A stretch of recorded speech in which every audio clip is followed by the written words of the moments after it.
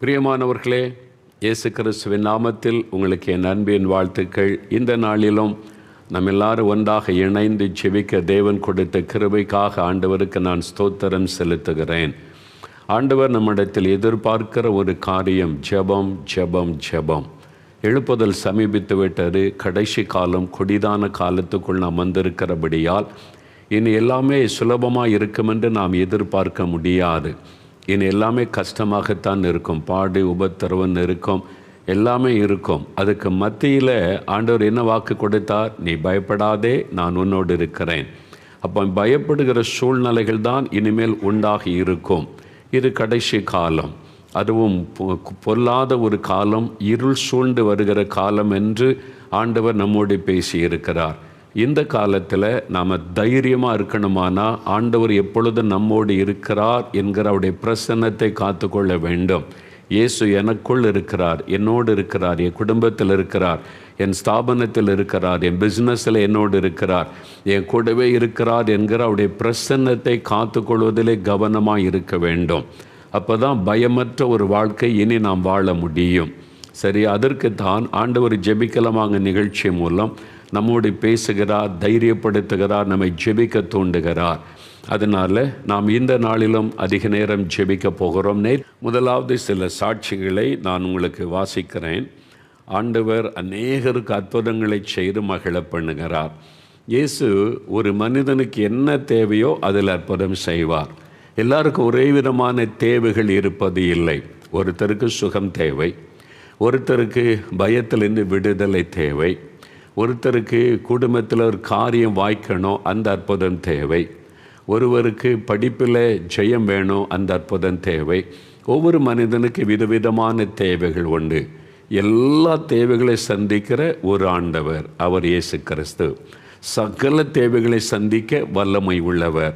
அந்த ஆண்டவர் செய்த அற்புதங்கள், விதவிதமான அற்புதங்கள் ஒவ்வொரு நாளும் உங்கள் மத்தியிலே அந்த அற்புதங்கள் சொல்லப்படுகிறது. எங்களுக்கு வரக்கூடிய சாட்சிகள் அநேகம் ஏராளம். எல்லாத்தையும் நம்ம சொன்னால் அதுக்கு தான் நேரம் சரியாகிவிடும். அதில் நாங்கள் சில சாட்சிகளை மாத்திரம் நீங்கள் விசுவாசத்தில் பலன் அடையவும், இயேசுவனிடத்திலிருந்து நீங்கள் அற்புதங்களை பெற்றுக்கொள்ளவும், அவர் உங்களுக்கு என்ன செய்ய முடியும் என்பதை அறிந்து கொள்ளவும் இது உங்களுக்காக வாசிக்கப்படுகிறது. இந்த சாட்சி எங்களுக்கு சொல்லும்போது நாங்களோடு தொடர்ந்து பேசி அதை உறுதிப்படுத்தி கொண்ட பிறகுதான் உங்களுக்கு வாசிக்கப்படுகிறார். இவங்களுடைய பெயர், முகவரி, ஃபோன் எல்லாம் எங்களிடத்தில் உண்டு. சரியா? சும்மா ஏதோ ஒரு பேர் சொல்கிறாங்கன்னு நீங்கள் சாதாரணமாக நினைக்காதங்க. நீங்கள் இது இயேசு கிறிஸ்துக்கு யாரும் பொயில் சாட்சியெல்லாம் சொல்லணும்னு அவசியம் கிடையாது. அவர் சர்வ வல்லமை உள்ள தேவன் அவர். அதனால் இந்த சாட்சிகளை அவங்க எங்களுக்கு எழுதினதை உங்களுக்கு முன்பாக நான் வாசிக்கிறேன். சகோதரர் உமாபதி, மாம்பாக்கம், செங்கல்பட்டு அங்கே இருக்கிற மாம்பாக்கம் என்ற இடத்துலேருந்து சகோதரர் உமாபதி அவங்க எழுதியிருக்கிறாங்க. திருமணத்திற்கு பிறகு என் மனைவி இயேசுவை தெய்வமாக ஏற்றுக்கொண்டாள். அதான் இரட்சகராக இயேசுவை உள்ளத்தில் ஏற்றுக்கொள்ளுவது, அதான் ரட்சிப்பு. இயேசுவை உள்ளத்தில் ஏற்றுக்கொண்ட அனுபவம் உள்ளவங்க தான் ரட்சிக்கப்பட்டவர்கள். கிறிஸ்துவ குடும்பத்தில் பிறந்தாலும் இந்த ரட்சிக்கப்பட்ட இயேசுவ அனுபவத்தை கட்டாயம் பெற்றுக்கொள்ளணும். அப்போ தான் ஜீவ புஸ்தகத்தில் பெயர் எழுதப்படும். இந்த மகள் இயேசுவை ஏற்றுக்கொண்டாங்க. அவளுடைய கட்டாயத்தினால் எனக்கு விருப்பமே இல்லாமல் ஞான ஸ்நானம் எடுத்தேன். இது தவறு என்று சகோதரர் அதை எழுதியிருக்கிறார். நான் சொல்லுவது தவறு. மனைவிமார்களோ புருஷன்மார்களோ யாரையும் கட்டாயப்படுத்தி ஞானஸ்தானம் எடுக்க வைக்கவே கூடாது. அவங்க ரட்சிக்கப்பட்டால் அவங்க அது ரட்சிக்கப்பட்ட பிறகு நல் மனசாட்சியின் உடன்படிக்கை தான் ஞான ஸ்நானம். தேவனோடு உடன்படிக்கை. நான் பாவத்துக்கு செத்துட்டேன், இயேசுவோடு சிலுவையில் அறையப்பட்டேன், இனி நான் இயேசுவை போல உயிரோடு எழுந்து விட்டேன், அதனால தான் தண்ணீரிலே மூழ்கி திரும்ப எழும்புவது. இயேசுவோடு அடக்கம் பண்ணப்பட்டேன், இயேசுவோடு உயிர்த்தெழுந்த ஒரு புது வாழ்க்கை வாழ்கிறேன் அடையாளம். ரட்சிக்கப்படாத ஒருவரை ஞானஸ்தானம் எடுக்க சொல்லுவதே தவறு. ஆனாலும் அந்த சகோதரிக்கு கணவர் ரட்சிக்கப்படணும் ஒரு விருப்பம். ஒரு சரியான வீடு கூட கட்ட வழியில்லாத நிலைமையில் ஒரு சின்ன குடிசையில் தான் நாங்கள் வாழ்ந்து வந்தோம். சின்ன குடிசையில் இரவு நேரத்தில் நிம்மதியாக படுத்து தூங்க முடியாது. அடிக்கடி எங்கள் வீட்டிற்குள் பாம்பு வந்துவிடும். நிறைய இடங்கள் அப்படி இருக்குது, தெரியுமா உங்களுக்கு? நிறைய பேர் பட்டணத்தில் வசிக்கிறவங்க, வசதியாக வாழ்கிறவங்க எல்லாருமே தமிழ்நாட்டில் அப்படி தான் இருக்கன்னு நினைக்கிறோம். இல்லை, நிறைய கிராமங்களில் சின்ன சின்ன குடிசைகளில் வாழ்கிறவங்களுக்கு பாம்பு வந்துவிடுங்கிற பயத்தோடு வாழ்கிறவங்க ஏராளமான பேர் இருக்கிறாங்க. அது மாதிரி தான் இவங்க வாழ்ந்துருக்கிறாங்க. ஒரு பாதுகாப்பற்ற குடிசையில்தான் 15 வருடத்திற்கு மேலாக குடியிருந்து வந்தோம். 2020ஆம் ஆண்டு ஜெபிக்கலாமாங்க நிகழ்ச்சி ஆரம்பித்ததிலிருந்து என் மனைவி உங்கள் நிகழ்ச்சியை தொடர்ந்து பார்ப்பாள். எனக்கு அதை பார்க்கவே விருப்பம் இருக்காது. எனக்கு சின்ன வயதிலிருந்தே கிறிஸ்தவர்களையும் பிடிக்காது, இயேசுவையும் பிடிக்காது, உங்களையும் எனக்கு பிடிக்காது. அதானே உண்மை. அவர் எழுதியிருக்கார். மோகன்லால் சசியும் பிடிக்காது. அது அந்த மாதிரி தான். இயேசுவையும் பிடிக்காது. உண்மையாக அவருடைய இருதயத்தில் உள்ளதை எழுதியிருக்கேன். நான் அப்படி தான் இருந்தேன். எனக்கு இந்த இயேசு கிறிஸ்துவும் பிடிக்காது. சின்ன வயசில் கிறிஸ்தவளையும் பிடிக்காது. இயேசுன்னு பேசுகிறாங்கன்னு கோபம் வரும் எனக்கு. அப்படி தான் நானும் ஒரு காலத்தில் இருந்தேன். ஆனால் நிகழ்ச்சியில் நீங்கள் வாசிக்கும் சாட்சியும் அதை தொடர்ந்து சொல்லும் செய்தியும் என்னை மேலும் மேலும் கேட்க தூண்டியது. எனக்குள் ஒரு சமாதானம் வரத் தொடங்கியது.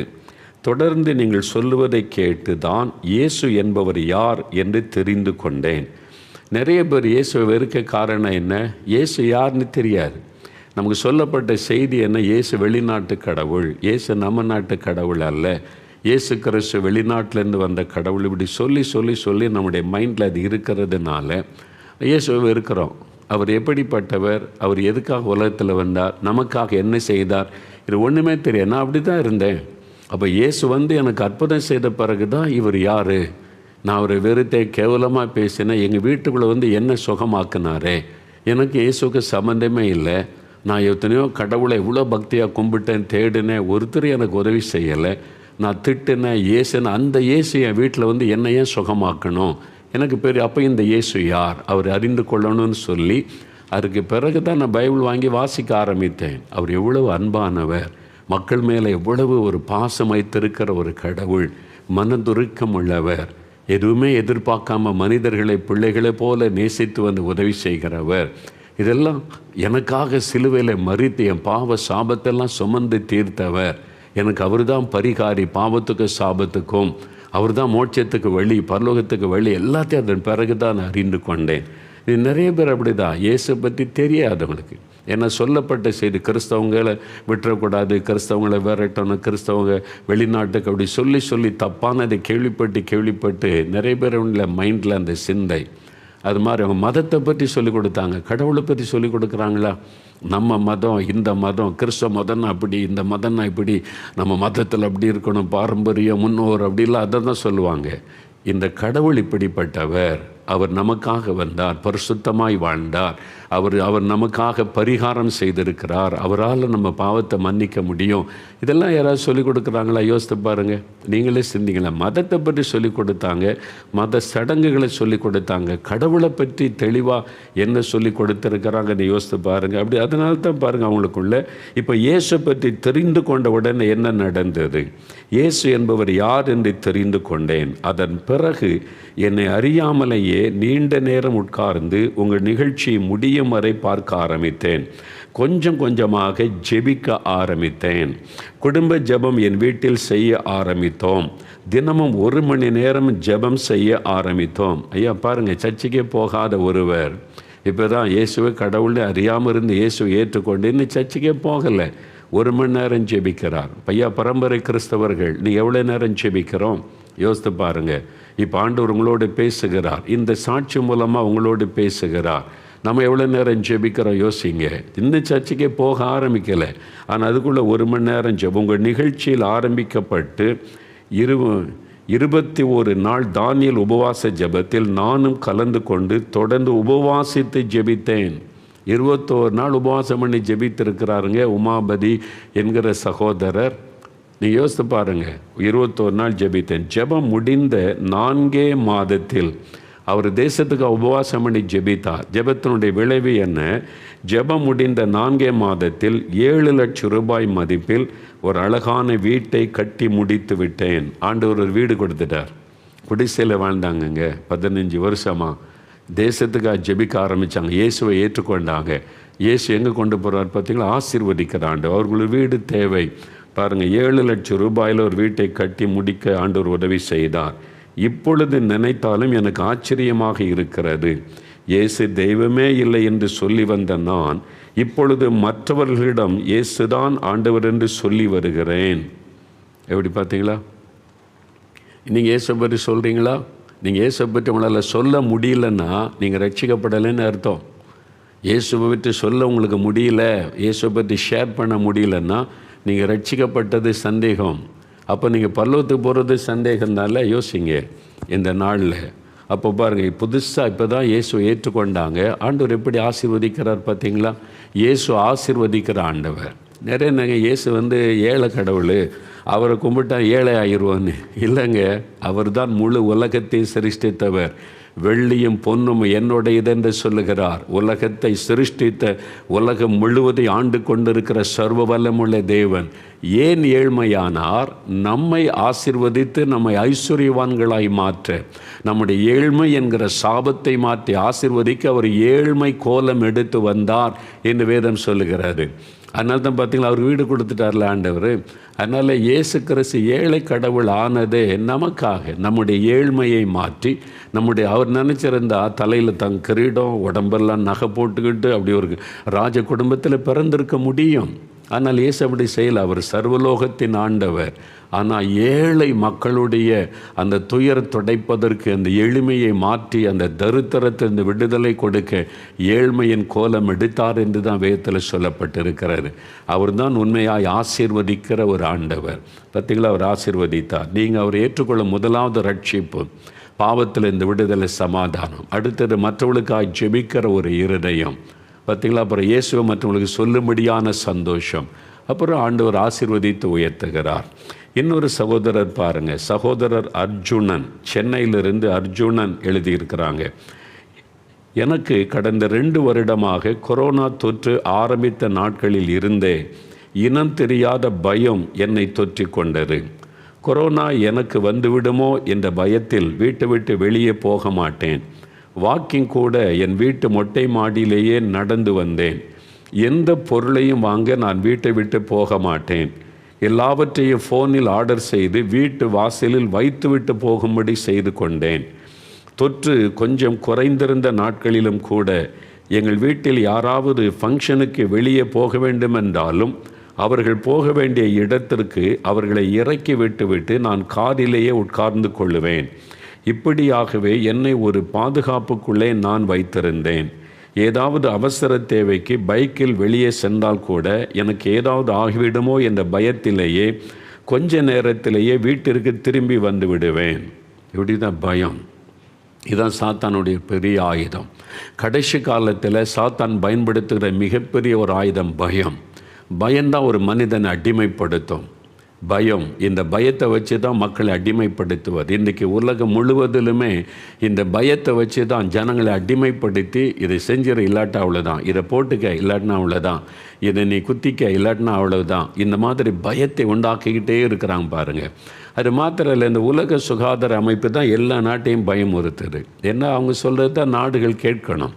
அதனால தான் ஒரு தேசத்தின் பிரதமர், ஜனாதிபதி, முதலமைச்சர்கள் ஜனங்களை பாதுகாக்க அறிவிப்பு கொடுக்குறாங்க. ஊரடங்கு அறிவிக்கிறாங்க. நீங்கள் தடுப்பூசி போட்டுக்கொள்ளுங்கள், முகக்கவசம் அணிந்து கொள்ளுங்கள். இதெல்லாம் எதனால் சொல்கிறாங்க? மக்கள் மேலே அவங்களுக்கு ஒரு அக்கறை, அன்பு இருக்கிறதுனால மக்களை பாதுகாக்கிறதுக்கு. இதை யார் சொல்கிறா? உலக சுகாதார அமைப்பு அமெரிக்காவிலிருந்து அவங்க சொல்கிறாங்க. அவங்க தான் உலகம் முழுது இன்னொரு கொள்ள நோய் வருது, 6 மாதத்தில் வருது அப்படின்னு எல்லாம் தொடர்ந்து சொல்லி ஒரு பயப்படுகிற செய்தி தான் பரவிக்கிட்டே இருக்குது. இல்லை, யோசித்து பாருங்கள். ஆனால் நம்ம நாட்டில் உள்ளவங்க இன்னும் கொஞ்ச நாள் தான் சரியாக தைரியப்படுத்துகிறாங்க. அதுதான் மக்களை தைரியப்படுத்துவார். ஆனால் இந்த பயம்தான் சாத்தானிடத்திலிருந்து வரக்கூடியது. எங்கே ஒரு பயத்தை உண்டாக்குற காரியம் நடக்குதோ அது பின்னால் இருக்கிறது ஒரு பிசாசு என்பதை அறிந்து கொள்ளுங்க. சாத்தான் பயப்படுத்திக்கிட்டே இருப்பான். ஆண்டவர் சொல்லுவார், என்ன சொல்ல? பயப்படாத, நான் இருக்கிறேன், பயப்படாத. தண்ணீர் கடக்க வேண்டியது வந்தாலும் பயப்படாத, அக்கினிக்குள்ளே நடக்க வேண்டியது வந்தாலும் பயப்படாத. இந்த செய்தியெல்லாம் கேட்டு பயப்படாத. இந்த வருஷம் ஒரு செய்தி வரும், அடுத்த வருஷம் மறைஞ்சு போயிடும், நீ பயப்படாத, நீ தைரியப்படுத்துகிற ஒரு ஆண்டவர். பயப்படுத்துவது சாத்தான். பாருங்கள், இது மாதிரி எத்தனை பேர் இருப்பாங்க. இவர் வெளிப்படையாக அந்த சகோதரர் சொல்லிட்டார். இதை சொல்லாமல் எத்தனை லட்சம் பேர் உலகம் முழுதும் முடங்கி கிடக்கிறாங்க இல்லை இந்த பயத்தினால. இந்த சூழ்நிலையில் எனக்காக என் மனைவி பிள்ளைகள் தொடர்ந்து ஜெபம் செய்து வந்தார்கள். அந்த மனைவி பிள்ளைகள் தைரியமாக இருக்கிறாங்க, அவங்க ஜெபிச்சு வந்தாங்க. இந்த ஜனவரி மாதம் 2ஆம் தேதி, ஜனவரி 2ஆம் தேதி அற்புத பெருவிழாவில் ஜெப நேரத்தில் நீங்கள் ஜெபிக்கும்போது உங்கள் மனைவி உங்களுக்காக ஜெபித்த ஜெபத்தை கேட்டு, இன்றைக்கு உங்கள் பயத்திலிருந்து இயேசு விடுதலை தருகிறார், பயம் நீங்குகிறது என்று சொன்னீர்கள். அதாவது ஆண்டவர் வெளிப்படை, ஒரு சகோதரன் இப்படி பயத்தில் இருக்கிறீங்க, உங்களுடைய மனைவி பிள்ளைகளுடைய ஜெபத்தில் உங்களுக்கு விடுதலை அப்படின்னு சொல்லப்பட்டவுடன் அவர் சொல்கிறாரு, அந்த நிமிடத்தில் இருந்த எனக்குள் இருந்த அந்த பயமெல்லாம் விலகி போனது, இப்போ பயமே இல்லை. இப்பொழுது எல்லா இடத்திற்கும் சென்று வருகிறேன். பைக்கில் சென்றபோது இருந்த பயமும் இப்பொழுது இல்லை. இயேசுவின் பாதுகாப்பில் நான் இருப்பதை உணர்கிறேன். என் பயத்தை என்னை விட்டு விலக்கின இயேசுவுக்கு நன்றி. பயத்திலிருந்து விடுதலை பெற்றுக்கொள்ளுங்க. இந்த மாதிரி கொரோனாவை குறித்த பயம், அசுத்தாவி குறித்த பயம், எல்லா பயத்திலும் கொடூரமானது மரண பயம். நான் செத்துருவனோ, அந்த பயம் தான் பார்த்தீங்களா, நான் இறந்துருவனோ அப்படின்ற பயம். இந்த மரண பயம்தான் சாத்தான் பயன்படுத்துகிற பயங்கரமான ஆயுதம். இதிலிருந்து மனிதர்களுக்கு விடுதலை கொடுக்கத்தான் இயேசு கிறிஸ்து மரணத்தை ஜெயித்து உயிர்த்தெழுந்தார். மரணத்தின் மீது வெற்றி சிறந்தார் என்று வேதம் சொல்லுகிறது. மரணத்தை ஜெயித்த ஒரே ஒரு கடவுள் இயேசு கிறிஸ்து மாத்திரம்தான். அவர் தான் மரணத்தை ஜெயித்து உயிரோடு எழுந்தார். இன்றைக்கி பாருங்கள், இயேசு கிறிஸ்து அவருடைய எலும்புங்க இருக்குது, அவர் பல்லுங்க இருக்குது. இயேசு செத்து போனாலும் அவருடைய பல்லை பாதுகாப்பாக வச்சுருக்கிறோம், எலும்பு வச்சுருக்கோம். ஏதாவது கேள்விப்பட்டிருக்கீங்களா? இல்லை. அவருடைய கல்லறைக்கு போனால் கூட திறந்து வைக்கப்பட்டிருக்கும். இயேசு இங்கே இல்லை என்று எழுதப்பட்டிருக்கார். நான் உயிர்த்தெழுந்தவர். இந்த உலகத்திலேயே மறித்து உயிர்த்தெழுந்து இன்றைக்கும் உயிரோடு இருக்கிற ஒரே ஒருவர் இயேசு கிறிஸ்து மாத்திரம்தான். அவர் தான் கடவுள் என்று சொல்ல முடியும். செத்து போன ஒருவர் கடவுளாக முடியாது. ஆனால் நிறைய பேருக்கு அவருடைய நம்பிக்கை, செத்து போயிட்டு அவங்க கடவுள் ஆகிடுறாங்க. இப்போ எங்கள் வீட்டில் எங்கள் தாத்தா இறந்த பிறகு தாத்தாவுக்கு வைத்து கும்பிடுகிற வருஷத்தில் ஒரு நாள் அது தெய்வமாக நினைப்பாங்க, தாத்தா வந்து கடவுள் அப்படின்னு சொல்லி. அவங்க எப்படி வாழ்ந்தாங்கன்னு யோசித்து பார்த்தாங்க, இன்னைக்கு வெளியே சொல்ல முடியாது இல்லை நிறைய பேருடைய லைஃப்பில். அதனால் மனுஷன் கடவுள்லாம் ஆக முடியாது. இது ஒரு தவறான நம்பிக்கை. ஆனால் மரித்த உயிரோடு இருக்கிற ஒருவர், அவர் தான் கடவுளாக இருக்க முடியும், பயத்தை மாற்ற முடியும். உங்களுக்கு அவர் விடுதலை தருவார். இன்னொரு சாட்சி பாருங்கள், சகோதரி கிறிஸ்டி சுரண்டையிலிருந்து எழுதியிருக்கிறாங்க. ஒரு அற்புதம் நடந்திருக்கு பாருங்களேன். நான் தாய் தகப்பன் இல்லாத ஒரு பெண், என் கணவரும் மரித்து போய் ஒரு மகனுடன் தனித்து நிற்கிற ஒரு பெண், ஒரு விதவை சகோதரி. அவங்க கடந்த 3 மாதமாக தொடர்ந்து உதிரப்போக்கு இருந்தது. மருத்துவரிடம் சென்று நரம்பு ஊசி போட்டு கொள்வேன். ஊசி போட்ட 1 மணி நேரத்திற்கு மாத்திரம்தான் எனக்கு உதரப்போக்கு நிற்கும், மீண்டும் வர ஆரம்பித்து விடும். உடல் அளவிலும் மனது அளவிலும் மிகவும் பாதிப்புக்குள்ளாகி இருந்தேன். எவ்வளோ கஷ்டம் இல்லை? மனதள சரீரத்தில் பாதிப்பு, மனதிலும் பாதிப்பு. வேறு புத்தகத்தில் 12 வருஷம் இந்த உதிரப்போக்கில் கஷ்டப்பட்ட ஒரு பெண்ணுக்கு இயேசு செய்த அற்புதம் வேதத்தில் சொல்லப்பட்டு இருக்கிறது. அந்த அற்புதம் பாருங்கள், 12 வருஷம் ஆண்டவர் சுகம் கொடுத்தார். இந்த மகள் இப்படி கஷ்டப்பட்டு இருக்கிறாங்க. கடந்த வாரம் ஜெபிக்கலாமாக நிகழ்ச்சியை பார்த்தேன். ஆரம்ப ஜெபத்திலேயே என் இயலாமையில், என் பலவீனத்தில் யாருமில்லாத அனாதையான எனக்கு உதவ யாருமே இல்லையா என்ற புலம்பலுடன் ஜெபம் செய்தேன். கண்ணீரோடு ஜெபிச்சிருக்கிறாங்க. ஏன்னா அப்பா அம்மாவும் இல்லை, கணவரும் இல்லை. ஒரு விதவை பெண் ஜெபம் செய்கிறீர்கள், உங்கள் ஜெபம் கேட்கப்படுகிறது என்று நீங்கள் சொன்ன நேரத்தில் ஒரு வல்லமை என் மீது இறங்கினது. நான் கீழே சரிந்து விழுந்து விட்டேன். 1 மணி நேரமாக மயங்கிய நிலைமையிலேயே நான் கிடந்தேன். ஏதோ ஒன்று என் உடலை விட்டு போவதை என் மயக்கத்திலேயே என்னால் உணர முடிந்தது. மயக்கம் தெளிந்த நான் எழுந்தபோது உடம்பே லகுவாக இருந்தது. 3 ஆள் இருந்த மாதிரி இருந்த பாரம் இப்பொழுது இல்லை. அன்றிலிருந்து எனக்கு உதரப்போக்கு நின்று விட்டது. யாரும் இல்லை என்று என்னை நான் ஒப்பு கொடுத்த போது, நான் இருக்கிறேன் உனக்கு என்று இயேசு எனக்கு செய்த அற்புதத்திற்காக இயேசுவுக்கு என் வாழ்நாள் முழுவதும் நன்றி செலுத்துவேன்.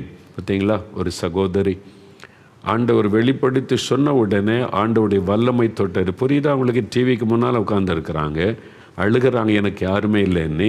இப்படி ஒரு விதவை தாய் கண்ணீரோடு ஜெபிக்கிறீங்க, இயேசு உங்களை தொடுகிறார்னு சொன்ன உடனே வல்லமை இறங்குன்னு கீழே சரிந்து விழுந்துட்டாங்க. 1 மணி நேரமாக எழும்பல, மயக்கத்தில் இருந்திருக்கிறாங்க. அப்போது ஒரு ஆவி அவங்கள விட்டு வெளியேறி போயிருக்கிறாரு. உடம்பு விட்டு ஏதோ ஒன்று அப்படி வெளியேறி போனதை உணர்ந்தாங்க. அந்த நாளில் இருந்து அந்த வியாதி மறைந்தது. அப்போது ஒரு பொல்லாத ஆவி அவங்களுடைய சரீரத்தை பாதித்து மனதையும் பாதித்து அவங்களுடைய நோயில் அவங்கள வேதனைப்படுத்தி கொண்டு இருந்தார். அது வெளியேறின உடனே வியாதியும் போய்விட்டார். இன்றைக்கு உங்களுக்கு அந்த அற்புதம் நடக்கும். விசுவாசத்தோடு இயேசுவேன்னு கூப்பிடுங்க, சரியா? இன்னொரு அற்புதம் பாருங்களேன். சகோதரி ராணி மார்த்தாண்டத்திலிருந்து அவங்க எழுதியிருக்கிறாங்க. என் முதுகு பகுதியில் ஒரு சின்ன கட்டி நாளடைவில் பெரிய நெல்லிக்காய் அளவிற்கு மாறிவிட்டது. 4 வருடமாக கட்டியில் வளர்ச்சி இருந்தது. ஆனால் அந்த கட்டி உடையவில்லை. என்னவாக இருக்குமோ என்று எனக்குள் ஒரு பயம் இருந்து கொண்டே இருந்தது. 2020ஆம் ஆண்டு ஆகஸ்ட் மாதம் நடைபெற்ற நேரலை திறப்பின் வாசல் ஜெபத்தில் உங்களுக்காக நீங்களே ஜெபம் செய்யுங்கள் என்று நீங்கள் சொன்னதை கேட்டு நானும் என் கட்டி மீது கை வைத்து கண்ணீரோடு ஜெபம் செய்தேன். இயேசு என் ஜெபத்தை கேட்டார். அடுத்த நாளிலே நான் பார்க்கும்போது கட்டி எங்கே போனது என்ற இடம் தெரியாமல் மறைந்து போனது. 4 வருஷமாக முதுகில் இருந்த கட்டி ஒரு நாள் கண்ணீரோடு ஜெபிச்சாங்க. அடுத்த நாள் எழுப்பி பார்த்தா கட்டியை காணவில்லை, மறைந்து விட்டது. அவ்வளோதான். இயேசு எவ்வளோ பெரிய அற்புதம் செய்கிறார் பார்த்தீங்களா? இயற்கைக்கு மேற்பட்ட ஒரு காரியம் இன்றைக்கி உங்களுக்கு செய்வார். இந்த சகோதரிக்கு செய்தவர். நீங்கள் விசுவாசத்தோடு ஜெபிக்கணும், அதான் முக்கியம். உங்கள் விசுவாசம் ஒன்றை தான் ஆண்டவர் எதிர்பார்க்கிறார். கட்டி எங்கே போனதுன்னே தெரியல, மறைந்து விட்டது. எனக்கு ரொம்ப ஆச்சரியமாக இருந்தது. உங்களுடைய நிகழ்ச்சியை தொடர்ந்து பார்த்து தான் எப்படி ஜெபிக்க வேண்டும் என்று தெரிந்து கொண்டேன். எனக்கு சொந்தமான ஒரு இடத்தை 7 வருடமாக எவ்வளவு முயற்சி செய்தும் கூட விற்க முடியாமல் இருந்தேன். நீங்கள் ஜெபத்தில் கொடுத்து வந்த ஆலோசனைகள் எனக்கு மிகவும் பிரயோஜனமாக இருந்தது. நானும் என் இடத்தை விற்றால் பைபிள் இல்லாதவர்களுக்கு பைபிள் வாங்கி கொடுப்பதாக பொருத்தனை பண்ணி ஜெபம் செய்திருந்தேன். ஜெபித்த கொஞ்ச நாளிலேயே 7 வருடமாக விற்க முடியாமல் இருந்த இடத்தை நல்ல விலைக்கு விற்றேன். இப்பொழுது நான் பொருத்தனை செய்தபடியே செய்துவிட்டேன். இயேசு என் வாழ்க்கையில் செய்த 2 அதிசயமான காரியங்களுக்காக இயேசுவுக்கு ஸ்தோத்திரம். ஒன்று, கட்டி மறைந்தது. இன்னொன்று, 7 வருஷமாக தடையாயிருந்த தடையை கர்த்தர் மாற்றி வாய்க்க பண்ணினார். ஆண்டவர் உங்களுக்கும் செய்வார். இன்னொரு சாட்சி பாருங்கள். சகோதரர் ஜேம்ஸ் சென்னையிலேருந்து எழுதியிருக்கிறாங்க. கடந்த 2 வருடமாக என் மனைவி மன அழுத்த நோயினால் மிகவும் பாதிக்கப்பட்டிருந்தாள். எப்பொழுதும் அமைதியாகவே இருப்பாள். வீட்டில் யாரிடத்திலும் பேச மாட்டாள். வீட்டிற்கு யாராவது வந்தால் மரியாதையாக கூட அவர்களிடத்தில் விசாரிக்க மாட்டாள். கிச்சனுக்கு சமைக்க சென்றால் அடுப்பை பற்ற வைத்துவிட்டு எதற்கு வந்தோம் என்பதை மறந்து விடுவாள். குளியல் அறைக்கு குளிக்கச் சென்றாலும் தண்ணீர் குழாயில் வந்து கொண்டிருக்கும். அவள் குளிக்க போனதை மறந்து நின்று கொண்டிருப்பாள். இரவு நேரத்தில் தூங்காமல் உட்கார்ந்திருப்பாள். உங்களுடைய ஜெப நிகழ்ச்சியை எங்கள் வீட்டில் தொடர்ந்து பார்ப்போம். கடந்த வருடம் நவம்பர் மாதம் 17ஆம் தேதி உங்களுடைய ஜெப நிகழ்ச்சியின் போது வியாதிப்பட்டவர்கள் யாராவது இருந்தால் அவர்கள் மீது கையை வைத்து நீங்களே ஜெபியுங்கள் என்று நீங்கள் சொன்னபோது நான் என் மனைவியின் மீது கை வைத்து ஜெபம் செய்தேன். பார்த்தீங்களா? அவங்களுக்கு 2 வருஷமாக மனநல பாதிக்கப்பட்டு என்ன செய்கிறோன்னு தெரில, ராத்திரிலாம் முழிச்சு இருக்கிறது, யாருன்னு தெரில. எவ்வளோ கஷ்டம் இல்லை அந்த குடும்பத்தாருக்கு, கணவருக்கு. இப்போ என் மனைவியின் மீது கை வைத்து ஜெபம் செய்தேன். நான் ஜெபித்த அன்றிலிருந்து என் மனைவியினிடத்தில் ஆச்சரியமான மாற்றங்கள். இப்பொழுது இயல்பாக எல்லா வேலைகளையும் உற்சாகமாய் செய்து வருகிறார். எல்லாரிடத்திலும் பேசி சந்தோஷமாக இருக்கிறாள். எந்த மன அழுத்தமும் அவளிடத்தில் இல்லை. இயேசு என் ஜெபத்தை கேட்டு நான் கை வைத்து ஜெபித்த போது என் விசுவாசத்தை கண்டு 2 வருடமாயிருந்த பாதிப்பிலிருந்து என் மனைவிக்கு கொடுத்த பூரணமான விடுதலைக்காக இயேசுவுக்கு நன்றி. இவங்களுக்காக யார் ஜெபம் பண்ண இருப்பாருங்க? 2 வருஷம் மனநல பாதிக்கப்பட்டதை போல் மனைவி இருக்கிறாங்க. அந்த டிப்ரெஷன், மன அழுத்தத்தில். கணவர் ஜெபிக்கிறாங்க, விடுதலை. அந்த நாளில் இருந்தே உங்கள் ஜெபத்தை கேட்டு ஆண்டவர் உங்கள் குடும்பத்தில் அற்புதம் செய்வார். உங்களை விடுதலை சுகத்துக்கு ஜெபிக்க நீங்கள் ஊழியக்காரன்கிட்ட போகணும், அங்கே போகணும், எங்கேயும் தேவையில்லை. உங்கள் வீட்டில் இயேசு இருக்கிறார், உங்கள் பக்கத்தில் இருக்கிறார். அவரை விசுவாசித்து நீங்கள் ஜெபிச்சிங்கன்னா அற்புதம் நடந்துவிடும். இன்றைக்கி உங்கள் வீட்டில் குழந்தைகள், வாலிபர்கள், பிள்ளைகள் யாராவது இப்படி பாதிக்கப்பட்டிருக்கிறாங்களா? நீங்கள் கை வைத்து இயேசு கிறிஸ்துவின் நாமத்தில் சுகம் உண்டாகட்டும். அப்படி சொல்லணும். சொல்லுங்கள், இயேசு கிறிஸ்துவின் நாமத்தில் சுகம் உண்டாகட்டும். அந்த இயேசு கிறிஸ்துவின் நாமத்தை சொல்லும்போது அவர் சிலுவையில் உங்களுக்காக மரித்து உயிர்த்தெழுந்த ஆண்டவர் என்பதை மனதில் நினைத்து கொள்ளுங்க. அந்த விசுவாசத்தோடு சொல்லுங்கள், அற்புதம் நடக்கும். கடைசியாக ஒரு சாட்சியை வாசித்துட்டு ஜெபிக்க போகிறோம் பாருங்கள். சகோதரி கிருஷ்ணவேணி, திருநெல்வேலியிலிருந்து கிருஷ்ணவேணி, நான் இயேசுவை அறியாத குடும்பத்தில் பிறந்த பெண்ணாக இருந்து இயேசுவை சொந்த இரட்சகராக ஏற்றுக்கொண்டு நான் ஆண்டவருடைய பிள்ளையாய் மாறினேன். ஆனாலும் உண்மையான கிறிஸ்தவ வாழ்க்கையை நான் வாழவில்லை. சத்தியம் டிவியில் ஒளிபரப்பிய உங்களுடைய ஜெபிக்கலாமாங்க நிகழ்ச்சியை தொடர்ந்து பார்த்தேன். நீங்கள் பேசுகிற ஒவ்வொரு வார்த்தையும் தேவ செய்தியும் எனக்கு மிகவும் ஆறுதலாக இருந்தது. உங்கள் நிகழ்ச்சியில் இருந்து தான் இயேசு யார் என்று தெரிந்து கொண்டு இயேசுவை என் இரட்சகராக ஏற்றுக்கொண்டேன். உண்மையாய் ஜெபம் செய்யவும் ஆரம்பித்தேன். எனக்கு 11 வயதில் ஒரு பையன் இருக்கிறான். அடுத்ததாக ஒரு ஆண் குழந்தை பிறந்து 4 மாதம் ஆகிறது. என் 2வது குழந்தைக்கு கையிலும் காலிலும் 12 விரல்கள் இருக்கிறது. மருத்துவர்கள் இப்படி கூடுதலாக விரல்கள் இருந்தால் உடல் உள்ளுறுப்புகள் ஏதாவது பாதிக்கப்பட்டிருக்கும் என்று சொன்னார்கள். அதன்படி குழந்தையின் இருதயத்தில் ஒரு சிறிய ஓட்டையும் சிறுநீரகத்தின் வெளிப்புறத்தில் இரத்த கசிவும் இருப்பதை கண்டுபிடித்து தெரிவித்தார்கள். குழந்தை வளர்ந்த பிறகுதான் சிகிச்சை செய்ய முடியும், இப்பொழுது எதுவும் செய்ய முடியாது என்று மருத்துவர்கள் கைவிரித்து விட்டார்கள். ஆனாலும் உங்களுடைய நிகழ்ச்சியை பார்த்து கர்த்தருக்குள் நான் திடமாய் இருந்ததால் தொடர்ந்து ஜெபம் செய்து வந்தேன். யோசித்து பாருங்கள், பிறந்த குழந்தைக்கு அதனுடைய இருதயத்தில் ஓட்ட, சிறுநீரகம் பாதிப்பு என்றனா பெரிய பிள்ளையானதான் ஆப்ரேஷன் பண்ண முடியும்னு சொல்லிட்டாங்க. ஆனால் விசுவாசத்தோட ஜெபத்தில் பங்கு பெறாங்க. ஒரு நாள் ஜாதகம் போன்ற நம்பிக்கை மூலமாக பிசாசின் தந்திரங்களை குறித்து நீங்கள் பேசினீர்கள். அதை கேட்டதுமே என் பெரிய மகனுக்கு எழுதி வைத்திருந்த ஜாதகத்தை கிழித்து எறிந்து விட்டேன்.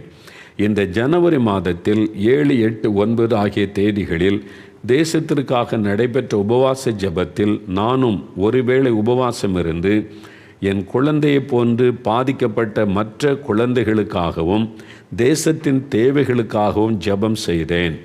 குழந்தையின் மறுபரிசோதனைக்காக மருத்துவரிடம் நான் கொண்டு காண்பித்தேன். அவர்கள் பரிசோதித்துவிட்டு எந்தெந்த பிரச்சனையெல்லாம் என் குழந்தைக்கு இருக்கிறது என்று மருத்துவர்கள் சொன்னார்களோ அது எதுவுமே இப்பொழுது இல்லை. Complete healing. பாருங்கள், இந்த குழந்தை அழகாக இருக்குல்ல, ஹார்ட்டில் ஓட்ட, கிட்னி பாதிப்பு, அதனால் பெரிய பிள்ளையானதை ஆப்ரேஷன் பண்ண சொன்னாங்க. 3 நாள் உபவாசம் பண்ணி மற்ற குழந்தைகளுக்காக ஜெபிச்சாங்க, தேசத்துக்காக ஜெபித்தாங்க. இப்போ பாருங்கள், எல்லாம் நார்மலாக இருக்கு. ஹார்ட்டில் பிரச்சனை இல்லை, கிட்னியில் பிரச்சனை இல்லை. என்ன நடந்தது? இப்போது அது எதுவுமே இப்பொழுது இல்லை. மருத்துவர்களே ஆச்சரியப்பட்டு 1க்கு 2 முறை பரிசோதனை செய்து பார்த்து விட்டார்கள். என்ன சின்ன குழந்தைக்கு இப்போ தானே டெஸ்ட் பண்ண, இதெல்லாம் பாதிப்பு இருந்துச்சே. இப்போ ஆரோக்கியமான குழந்தையாக இருக்கிறான். ஆண்டவர் செய்த அற்புதம் பார்த்தீங்களா? உங்களுக்கு செய்வார். இந்த தப்பான நம்பிக்கையை விட்டு வெளியே வந்து உண்மையான ஆண்டவரை நீங்கள் விசுவாசித்து எனக்கும் ஒரு அற்புதம் செய்யுங்க. நீங்கள் ஜெபிச்சாலே போதும். நீங்கள் எங்கே ஓடலாம் தேவையில்லை, பணம் செலவு பண்ண வேண்டியதில்லை. உங்களை நீங்கள் வருத்தி கொள்ளணும் அவசியம் கிடையாது. இயேசு சிலுவையில் நமக்காய் அவர் இரத்த சிந்தினார், அடிக்கப்பட்டார், நொறுக்கப்பட்டார், ஆணி கடாவப்பட்டார், எல்லா பாடுகளை சுமந்துட்டார். எதுக்கு தெரியுமா? நம்ம பாடுபட வேண்டாம் என்பதற்காக நம்முடைய பாவங்கள் சாபங்கள் எல்லாம் சுமந்துட்டார். அவர் உடனே மன்னித்து நமக்கு விடுதலை தருவார். இயேசுவே என்னை மன்னிச்சிருங்க, நான் நிறையா தப்பாலாம் நினச்சிட்டேன், உங்களை வெளிநாட்டு கடவுள்னு நினச்சிட்டேன், நீங்கள் இவ்வளோ எங்கள் மேலே அன்பு வச்சு அற்புதம்லாம் செய்கிறீங்களே, எனக்கும் ஒரு அற்புதம் செய்யுங்கன்னு ஜெபிச்சு பாருங்கள், உடனே அற்புதம் நடக்கும். ஜெபிக்கலாமா? ஒரு 5 நிமிடம் நீங்கள் தான் ஜெபிக்கணும். இப்போ நீங்கள் அப்படியே முழங்கால் படியிடுங்க. உங்களுக்கு பாவத்தில் இந்த விடுதலை வேணும், குடி பழக்கத்திலிருந்து, அது மாதிரி சீட்டாடுகிற பழக்கத்திலிருந்து, போதை வசதிகளிலிருந்து, இந்த பாவ சுபாவத்தில் விடுதலை வேணும்னா இருதயத்தில் கை வைத்து இயேசுவே என் உள்ளத்தில் வாங்க, எனக்கு ரட்சிப்பின் சந்தோஷம் கொடுங்க, பாவத்தில் இந்த விடுதலை கொடுங்க, இயேசுவின் ரத்தம் என்னை கழுவி சுத்திகரிக்கட்டும் அப்படி சொல்லுங்கள். வியாதி உள்ளவங்க வியாதி உள்ள இடத்துல கை வைங்க. கட்டி இருந்தால் கட்டியில் கை வைத்து ஜெபிங்க. ஆண்டவர் மறைய பண்ணியிருக்கிறார்ல, உங்களுக்கு செய்வார். உங்களுடைய மனைவிக்கு சுகம் இல்லைன்னா மனைவி மேலே கை வைத்து ஜெபிங்க, ஆண்டவர் சுகம் கொடுத்தாரு. கணவருக்கு சுகம் இல்லைன்னா கணவர் மேலே மனைவி கை வைத்து இயேசுவே தொடும் அப்படி சொல்லுங்கள். இயேசுன்ற பெயரை சொல்லணும். இயேசுவே தொட மந்திரம். இயேசுவே தொடும், இயேசுவே சுகமாக்கும், இயேசுவே விடுதலை தாரும். குழந்தை மேலே கை வைங்க. அது உங்களுடைய வீட்டில் இருக்கிற பிள்ளைகள் மேலே, பெரியவங்க மேலே, யாருக்கு சுகம் வேணும், விடுதலை வேணும், கை வைத்து ஜெபம் பண்ணுங்க. இயேசு கிறிஸ்துவின் நாமத்தில் சுகம் உண்டாகட்டும். இயேசு கிறிஸ்துவின் நாமத்தில் இந்த வியாதி மறையட்டும். இயேசு கிறிஸ்துவின் நாமத்தில் பயம் விலகட்டும் அப்படி சொல்லுங்கள். அந்த பேரை சொல்லுங்கள். கண்களை மூடிக்கொள்ளுங்க. எண்ணம் சிதறாமல் இருக்க இன்னும் 4 நிமிஷம் தான். சொல்லுங்கள், ஜெபம் பண்ணுங்க. உங்கள் வீடுகளில் இயேசுவே தொடும், இயேசுவே விடுதலை தாரும், இயேசுவே என் குழந்தையை தொடுங்க, இயேசுவே என் கணவருக்கு விடுதலை கொடுங்க, இயேசுவே இந்த பயத்திலிருந்து விடுதலை கொடுங்க. இயேசு கிறிஸ்துவின் நாமத்தில் சுகம் உண்டாகட்டும். இயேசு கிறிஸ்துவின் நாமத்தில் விடுதலை உண்டாகட்டும். கற்பத்தின் கனிக்காக ஜெபிக்கிறீங்க. கணவன் மனைவி நீங்கள் 2 பேரும் கை கோர்த்து ஜெபம் பண்ணுங்க. கையை பிடித்து கொள்ளுங்க. இயேசுவின் நாமத்தில் நாங்கள் ஒருமனப்படுகிறோம். கர்ப்பத்தின் ஆசீர்வாதம் உண்டாகட்டும். ஆண்டவருடைய கரம் உங்களை தொடுகிறது. 2 பேர் ஒருமனப்பட்டு எதை கேட்டாலும் செய்வேன் என்று இயேசு சொல்லி இருக்கிறார். ஒரு மனமாக கேளுங்க, கேளுங்க, ஜெபம் பண்ணுங்க. இயேசுவின் நாமத்தை நீங்கள் சொல்லி ஜெபிக்கும் போது அற்புதம் நடக்கிறது. கண்ணீரோடு ஜெபிக்கிறீங்க சகோதரி. நிந்தை, குழந்தை இல்லைன்ற நிந்தை, பரிகாசம், உங்கள் வீட்டுக்குள்ளேயே நிந்தை, அதனால் அழுகிறீங்க. ஆண்டவர் உங்களுடைய கண்ணீரை கண்டார். உங்களுடைய கர்ப்பத்தின் ஆசீர்வாதம் உண்டாகிறது. இந்த ஆசீர்வாதத்தை தடுத்து கொண்டிருந்த பொல்லாத ஆவி உங்களை விட்டு விலகுகிறது இயேசுவின் நாமத்தில். இப்பொழுது உங்களுடைய சரீரத்திலிருந்து அது விலகுகிறது. உங்களுக்கு விடுதலை. உங்களுடைய ஜெபம் கேட்கப்பட்டது. பெற்றுக்கொள்ளுங்க, பெற்றுக்கொள்ளுங்க. இயேசு கிறிஸ்துவின் நாமத்தில் விடுதலை. இயேசுவே எங்கள் வீட்டுக்குள்ள நம்முடைய ரத்தத்தை தெளித்து ஜெபிக்கிறோம். எங்கள் வீட்டுக்குள்ள ஒரு ஆசீர்வாதம் வரட்டும். சாபங்கள் மாறட்டும். கடன் பிரச்சனை நீங்கட்டும். தரித்திரங்கள் மாறட்டும். சொந்த வீடு எங்களுக்கு ஒன்று கொடுங்க ஆண்டவரே. சொந்தமாக ஒரு வீடு கூட இல்லை ஆண்டவரே. இன்னும் ஒரு அடி நிலம் கூட இல்லை. எங்களையும் ஆசீர்வதிங்க. ஜெபம் பண்ணுங்க, கேளுங்க. ஆண்டவர் உங்களுக்கு தருவார். இயேசு சர்வ லோகத்தின் ஆண்டவர். அவரால் செய்ய முடியாத அதிசயமான காரியம் ஒன்றும் இல்லை. வேலைக்கு ஒரு அற்புதம் செய்யுங்க. தொழிலை ஆசீர்வதித்து கொடுங்க. இந்த வருமானத்தை ஆசீர்வதிங்க. இந்த தேவைகளை சந்திங்க. ஜெபம் பண்ணுங்க. அவ்வளவுதான். 2 நிமிஷம் தான். இயேசு கிறிஸ்துவின் நாமத்தில் விடுதலை, இயேசு கிறிஸ்துவின் நாமத்தில் சுகம், இயேசு கிறிஸ்துவின் நாமத்தில் அற்புதமான ஒரு விடுதலை. பொல்லாத ஆவிகள் விலகுகிறது. பயத்தின் ஆவிகள் விலகுகிறது. மரண பயம் விலகுகிறது. விடுதலை பெற்றுக்கொள்றீங்க, பெற்றுக்கொள்றீங்க. சகோதரி, உங்களுக்கு தான் விடுதலை. வாலிப தம்பி, உங்களுக்கு தான் விடுதலை. ராத்திரெல்லாம் தூங்க முடியல, பயப்படுத்துகிற ஒரு ஆவி உங்களை தொந்தரவு பண்ணுகிறது. இந்த ஆவி விலகுகிறது இயேசுவின் நாமத்தின். விடுதலை பெற்றுக்கொள்றீங்க, பெற்றுக்கொள்றீங்க. இயேசுவுக்கு நன்றின்னு சொல்லுங்க. இயேசுவே உமக்கு ஸ்தோத்திரம். இப்போ நல்ல வாய் திறந்து இயேசுவே உமக்கு ஸ்தோத்திரம். இயேசுவே என்னை தொடுகிறதற்காய் ஸ்தோத்திரம். இயேசுவே விடுதலை தருகிறதற்காய் ஸ்தோத்திரம். இயேசுவே சுகம் தருகிறதற்காய் ஸ்தோத்திரம். இயேசுவின் நாமத்தில் ஸ்தோத்திரம். சொல்லுங்க, சொல்லுங்க, வாய் திறந்து சொல்லுங்க. அல்லேலூயா, உமக்கு நன்றி தகப்பனே. நீர் எவ்வளவு அற்புதமான தேவன். இன்றைக்கு அநேகருக்கு விடுதலை கொடுக்கிறீங்க. உங்களுக்கு நான் நன்றி சொல்லுகிறேன். அநேகரை தொட்டு குணமாக்குகிறீங்க. இயேசுவே உமக்கு ஸ்தோத்திரம் சொல்லுகிறேன். அநேகரை ஆசீர்வதிக்கிறீங்க. அதற்காக ஸ்தோத்திரம். கற்பத்தின் ஆசீர்வாதத்தை கொடுக்கிறீங்க. தரித்திரத்தை மாற்றுகிறீங்க. ஆண்டவரே, வறுமையை மாற்றுகிறீங்க. அவனுடைய தேவைகளை சந்திக்கிறீங்க. நன்றி. ஒவ்வொருவருக்கு அற்புதம் செய்து மகிழ பண்ணுங்க ஆண்டவரே. அவருடைய கண்ணீரை தொடர்ச்சி அவங்கள மகிழ பண்ணுங்க. நீங்க அப்படி ஆசீர்வதிக்கிறதற்காய் ஸ்தோத்திரம், ஸ்தோத்திரம், ஸ்தோத்திரம். தகப்பனே, நீர் எவ்வளவு அற்புதமான நல்ல ஆண்டவர். உம்முடைய ஜனங்களை தொட்டு விட்டீர், ஆசீர்வதித்து விட்டீர். உமக்கு கோடி கோடி ஸ்தோத்திரம். எல்லாரும் வலதுகரம் வைத்து சொல்லுங்க. இயேசுவே ஸ்தோத்திரம். என் ஜபத்தை கேட்டதற்காய் ஸ்தோத்திரம். பதில் தந்துவிட்டதற்காய் ஸ்தோத்திரம். நான் பெற்றுக்கொண்டேன் என்று விசுவாசிக்கிறேன். இயேசு கிறிஸ்துவின் நாமத்தில் ஆமேன், ஆமேன். உட்காருங்க. உங்கள் ஜெபம் கேட்கப்பட்டது. நீங்கள் எப்போ ஜெபம் பண்ணினாலும் இயேசுவின் நாமத்தை சொல்லணும். நான் இயேசு சொல்லுகிறார், நீங்கள் இயேசு என்கிற என் நாமத்தினாலே நீங்கள் எதை கேட்டாலும் நான் உங்களுக்கு செய்வேன். இயேசுவின் நாமத்தில் சுகம் எனக்கு வேணும். இயேசுவின் நாமத்தில் ஒரு வேலை கொடுங்க. இயேசு கிறிஸ்துவின் நாமத்தில் இந்த அற்புதம் எனக்கு நடக்கும்படி அதிசயம் செல்லுங்க. இயேசுவின் நாமத்தில் நான் வேண்டிக் கொள்ளுகிறேன். அப்படி சொல்லி பாருங்கள். உடனே அற்புதம் நடக்கும். அந்த இயேசு கிறிஸ்துவின் நாமத்தை நீங்கள் சொல்லணுமானால் அவர் உங்களுக்காக மரித்து உயிரோடு இருக்கிறார் என்பதை விசுவாசிக்கணும். சிலுவையில் உங்களுக்காக இரத்த சிந்தி மரித்தார், ஆனால் இன்னைக்கு உயிரோடு இருக்கிறார். மரித்த உயிரோடு இருக்கிற இயேசு கிறிஸ்துவின் நாமத்தில் ஜெபிக்கிறேன், அது விசுவாசிக்கிறேன்னு சொல்லணும். அப்படி சொல்லும்போது தான் அந்த அற்புதத்தை பெற்றுக்கொள்ள முடியும். சரியா? ஆண்டவர் உங்களை ஆசீர்வதிக்கட்டும். இப்போ நீங்கள் எப்போ ஜெபிச்சாலும் அதே மாதிரி ஜெபம் பண்ணுங்க.